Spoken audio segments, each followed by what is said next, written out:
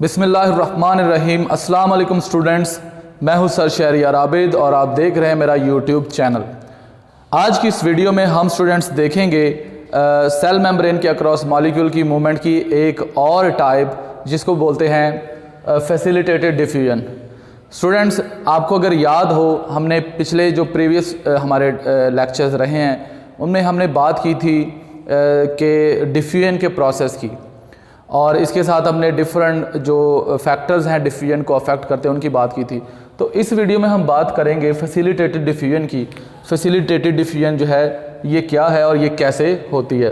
तो students, once again I am gonna drawing the structure of cell membrane. आपको पता है कि सेल मेम्ब्रेन में फॉस्फोलिपिड बाइलेयर मौजूद होती है, तो ये फॉस्फोलिपिड की बाइलेयर मैं ड्रॉ कर रहा हूँ, ठीक है। ऑल राइट, तो अब स्टूडेंट्स इस लेयर में हमने देखना है, चूँकि हम पढ़ रहे हैं फैसिलिटेटेड डिफ्यूजन। तो अगर आपको याद हो, मैंने अपने प्रीवियस लेक्चर में बताया था जो मॉलिक्यूल्स हैं, मॉलिक्यूल्स उनमें दो टाइप्स थी, पोलर और नॉन पोलर। और पोलर मॉलिक्यूल्स को भी मैंने आगे टू टाइप्स में कन्वर्ट किया था, स्मॉल पोलर मॉलिक्यूल और large polar molecules. So small में मैंने मिसाल दी थी H2O यानी कि वाटर की, और लार्ज में मैंने मिसाल दी थी ग्लूकोज और इसके अलावा अमाइनो एसिड्स, ठीक है। ये सारे हमारे पास ये प्रीवियस लेक्चर है। मैं थोड़ा सा रिकॉल कर रहा हूँ आप लोगों को समझने में ये टॉपिक, ताकि आसान रहे। तो हमने पढ़ा कि जो पोलर मॉलिक्यूल्स हैं स्मॉल इन साइज़, वो सेल मेम्ब्रेन की इस फॉस्फोलिपिड बाइलेयर से बआसानी अपनी कंसंट्रेशन ग्रेडियंट के अक्रॉस मूव कर सकते हैं। वेयर एज जो लार्ज पोलर मॉलिक्यूल्स हैं लाइक ग्लूकोज और अमाइनो एसिड, ये फॉस्फोलिपिड मॉलिक्यूल की जो बाइलेयर है इससे नहीं गुजर सकते। ये पक्की बात है, ये आपको याद रखनी है कि जो लार्ज मॉलिक्यूल्स हैं ग्लूकोज और अमाइनो एसिड जैसे मॉलिक्यूल्स, ये फॉस्फोलिपिड बाइलेयर में से जो है वो नहीं गुजर सकते, इनकी मूवमेंट नहीं होती। तो ऐसे मॉलिक्यूल्स को जो है सेल के अंदर या सेल से बाहर जाने के लिए फिर किन चीज़ों की ज़रूरत होती है, तो वो जो चीज़ें हैं वो हैं कैरियर प्रोटीन्स, ठीक है। बल्कि मैं मोर कॉमनली मैं उनका नाम बताता हूँ, वो है ट्रांसपोर्ट प्रोटीन्स, ठीक है। लाइक ये मैंने एक ट्रांसपोर्ट प्रोटीन जो है वो मैं ड्रॉ कर रहा हूँ, ठीक है। ट्रांसपोर्ट प्रोटीन, ये है हमारे पास एक ट्रांसपोर्ट प्रोटीन जो कि हमारे साथ यहाँ फॉस्फोलिपिड बाइलेयर में मौजूद है। अगेन फिर ये फॉस्फोलिपिड बाइलेयर, ठीक है। तो स्टूडेंट्स, जस्ट इमेजिन कि ये सेल मेम्ब्रेन है और उसमें ये एक ट्रांसपोर्ट प्रोटीन है, ट्रांसपोर्ट प्रोटीन जी। अब ये ट्रांसपोर्ट प्रोटीन जो है ये टू टाइप्स की होती हैं, ठीक है। ट्रांसपोर्टीन्स जो हैं वो फर्दर आगे उनकी टू टाइप्स हैं। नंबर 1 पे जो हमारे पास टाइप है उन्हें बोलते हैं चैनल प्रोटीन्स जी, चैनल प्रोटीन्स।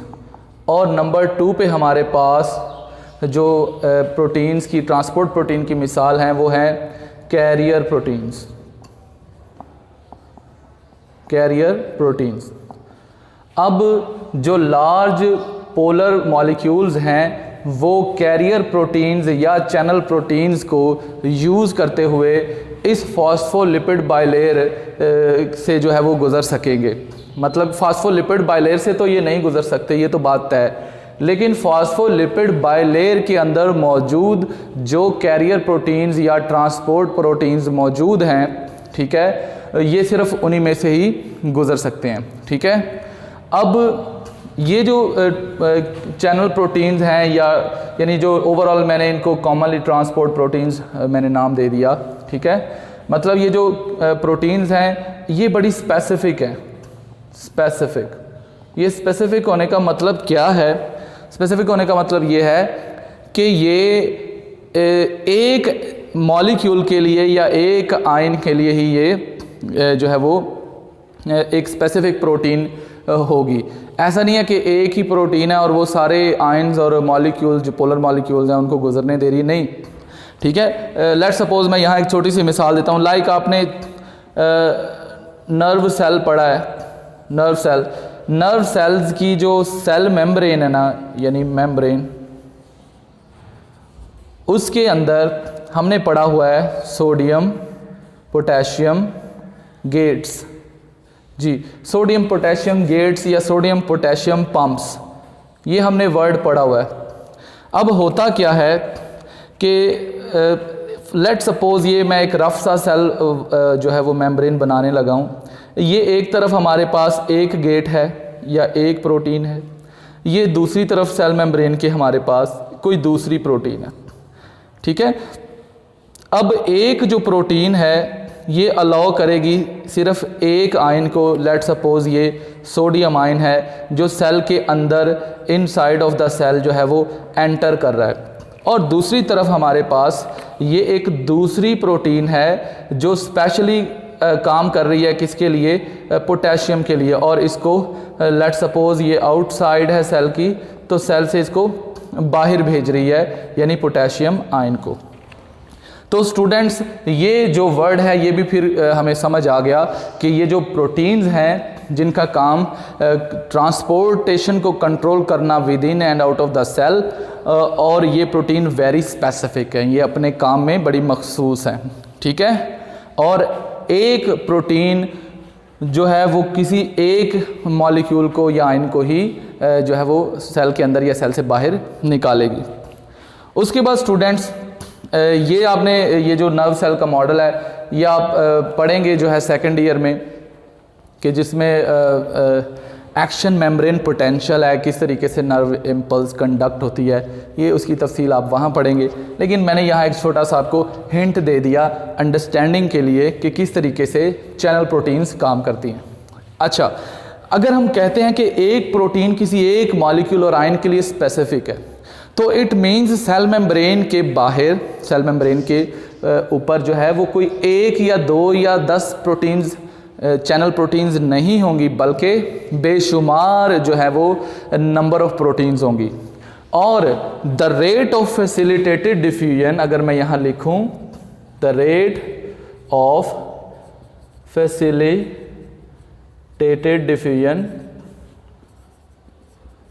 ठीक है, जिस तरीके से हमने डिफ्यूजन का रेट पढ़ा, फैसिलिटेटेड डिफ्यूजन का जो रेट है यानी उसकी रफ्तार है, उसमें जो सबसे पहला फैक्टर है ना जो मोस्ट इम्पोर्टेंट है वो है कंसंट्रेशन।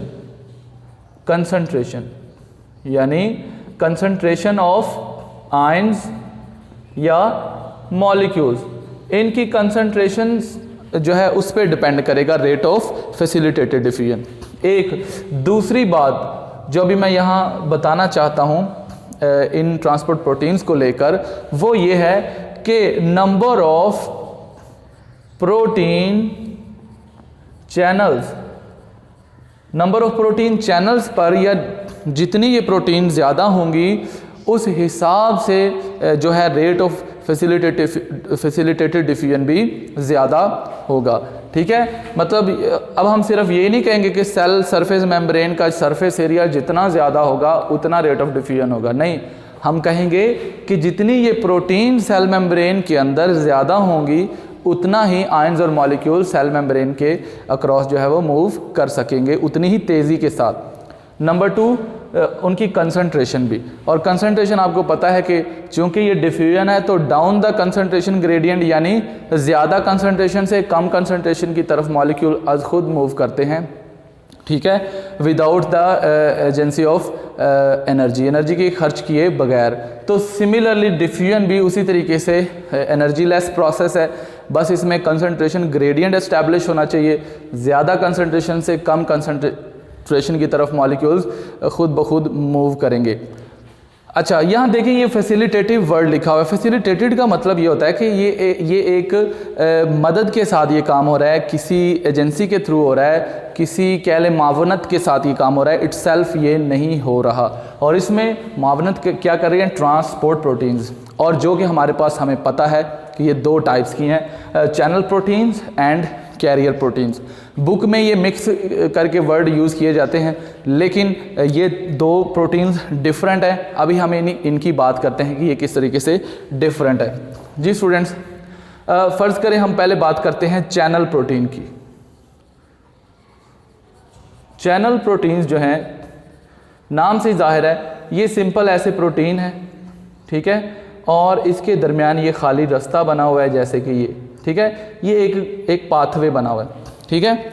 और ये पाथवे जो है ना, ये एक लाइक ए पोर, यानी जिस तरह कोई सुराख होता है पोर, ये एक पोर है। कोई भी मॉलिक्यूल इस पोर में से सेल के अंदर या सेल से बाहर जा सकता है। अच्छा, एक चीज़ चैनल प्रोटीन के बारे में कि चैनल प्रोटीन्स जो हैं ये गेटेड प्रोटीन्स हैं। गेटेड का मतलब स्टूडेंट क्या है, ये वर्ड बहुत इंपॉर्टेंट है कि most of the channel proteins they are gated, means कि इनकी मेम्ब्रेन की एक तरफ, लाइक फर्ज करें ये सेल की आउटसाइड है और this is the inside of the cell, तो यहाँ एक स्पेशल प्रोटीन का ही पार्ट होगा जो ऐसे बड़ा हुआ है, ऐसे लाइक दिस, ठीक है, and this is a gate, ठीक है, ये सारा पोर है ये वाला, और ये एक गेट है। अब ये जो गेट है ये बिल्कुल दूसरे आम गेट की तरह ये ओपन या क्लोज हो सकता है, और इसकी ओपनिंग और क्लोजिंग से कंट्रोल होगी movement of molecules and ions, so that is what I call gated channel protein. तो ये मोस्टली गेटेड प्रोटीन्स ही होती हैं, ठीक है। अच्छा, इसके अलावा दूसरी टाइप हमारे पास जो प्रोटीन्स की है वो है कैरियर प्रोटीन्स। यहाँ मैं लिख रहा हूँ नंबर 2 पे, carrier proteins, carrier proteins. Students, जो कैरियर प्रोटीन्स हैं ये नाम से ही जाहिर है, इनकी जो शेप है वो यानी कि रिजिड नहीं है लाइक चैनल प्रोटीन्स। आप देख रहे हैं चैनल प्रोटीन की एक फिक्स शेप है, ये चेंज नहीं होती, लेकिन जो हमारे पास कैरियर प्रोटीन्स हैं इनकी शेप जो है ये फ्लिप होती है बिटवीन 2 शेप्स, यानी एक शेप ये आपके पास है, ठीक है, और दूसरी शेप जो है आपके पास ये है, ठीक है। मतलब चैनल प्रोटीन जो है इसकी शेप जो है वो चेंज होती रहती है। तो एक शेप तो मैंने ये ड्रॉ की, दूसरी अगर मैं शेप बनाऊं तो वो तकरीबन इस तरीके से आप इसको देख सकते हैं जी। ये देखें, ये एक प्रोटीन है लाइक दिस। अब आप देख रहे हैं, और ये सारी वो सेल मेम्ब्रेन है, ठीक है, फॉस्फोलिपिड बाइलेयर, मैं पूरा ड्रॉ नहीं करता हूँ, तो ये सारी फॉस्फोलिपिड बाइलेयर है जिसमें फॉस्फोलिपिड मॉलिक्यूल्स जो हैं वो इस तरीके से मौजूद हैं, ठीक है, यहाँ भी होंगे, यहाँ भी, तो बस ट्राई टू अंडरस्टैंड, ठीक है। सिमिलरली कुछ यहाँ फॉस्फोलिपिड मॉलिक्यूल्स मौजूद होंगे। तो अब आप ज़रा गौर से देखें कि ये जो कैरियर प्रोटीन है इसकी फिक्स शेप नहीं है, यहाँ इसकी शेप जो है वो और तरह की और यहाँ और तरह की है। ये ऐसा क्यों है?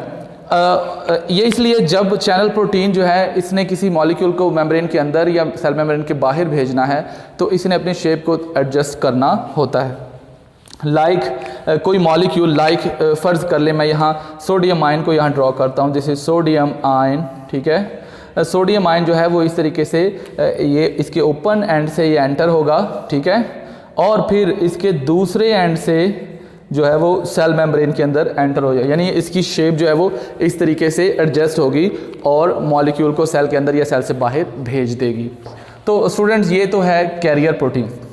अब ये दोनों प्रोटीन्स चाहे कैरियर हो या ट्रांसपोर्ट प्रोटीन्स हों, ये सेल के अंदर मॉलिक्यूल्स और आयंस की मूवमेंट को बहुत कंट्रोल करने में मावन है, बहुत इम्पोर्टेंट पार्ट जो है वो प्ले करती हैं। यहाँ एक मिसाल मैं देता हूँ कैरियर प्रोटीन्स की। आपने एक डिज़ीज़ है, नाम सुना होगा, cystic fibrosis. Cystic fibrosis students, ये सिस्टिक फाइब्रोसिस जो है ना, ये एक ऐसी डिसऑर्डर है जिसमें एक पेशेंट के जो कह लें सेल मेम्ब्रेन में ना जो है वो फैसिलिटेटेड डिफ्यूजन का जो है वो प्रॉब्लम होता है। यानी फैसिलिटेटेड डिफ्यूजन से मुराद ट्रांसपोर्ट प्रोटीन से मुराद कि कोई ऐसी ट्रांसपोर्ट प्रोटीन है जो या तो बिल्कुल ही ख़राब है, काम नहीं कर रही, या काम कर रही है लेकिन सही वाला काम नहीं कर रही, या उसकी इतनी वो प्रोटीन सेल मेम्ब्रेन में मौजूद नहीं है कि वो अपना प्रॉपर जितना रिक्वायर्ड जो है वो टारगेट है वो अचीव कर सके। तो सिस्टिक फाइब्रोसिस में हमारे पास क्लोराइड आयन का जो प्रोटीन है ना, यानी जो क्लोराइड आयन को जो है वो मूव करवाती है, जो प्रोटीन सेल के अंदर या सेल से बाहर जाने के लिए ये जो कैरियर प्रोटीन है ये स्टूडेंट्स ये मिसिंग होती है, ठीक है, या फॉल्टी इन फंक्शन होती है या स्ट्रक्चर होती है, काम नहीं सही तरह कर सकती। तो जिसकी वजह से सेल के अंदर से क्लोराइड आयंस जो हैं वो सेल के बाहर इंटरसेलुलर स्पेस में या फ्लूइड में नहीं जा सकते। तो स्टूडेंट ये तो था हमारे पास फैसिलिटेटेड डिफ्यूजन। फैसिलिटेटेड डिफ्यूजन बस इतना याद रखिएगा कि ये एक डिफ्यूजन ही है, कंसंट्रेशन ग्रेडियंट के जो है वो अलोंग मूवमेंट ऑफ मॉलिक्यूल करवाती है हायर से लोअर की तरफ। लेकिन फैसिलिटेटेड डिफ्यूजन में हम बात करते हैं कि as a large polar molecules या आयंस, यहाँ मैं प्लस आयंस भी लिख दूँ, आयंस, ठीक है, लाइक जैसे सोडियम क्लोराइड, पोटेशियम, क्लोरीन वगैरह वगैरह, ऐसे आयंस को भी सेल के अंदर मूव करवाने के लिए there are special types of transport proteins और इसे हम बोलते हैं फैसिलिटेटेड डिफ्यूजन। स्टूडेंट्स मैं उम्मीद करता हूँ ये आपको अच्छे से समझ आएगा और स्टूडेंट्स ऐसे जो टॉपिक्स हैं उनको मिस मत कीजिए, अच्छे से अंडरस्टैंड कीजिए, क्योंकि यही बायोलॉजी में कॉन्सेप्ट डेवलप करवाते हैं। आपका जितना भी कॉन्सेप्ट है वो आपकी यही इंटरमीडिएट लेवल से ही स्टार्ट होता है। तो स्टूडेंट्स मुझे इजाज़त दीजिए, मेरी नेक्स्ट वीडियो के लिए अल्लाह हाफ़िज़।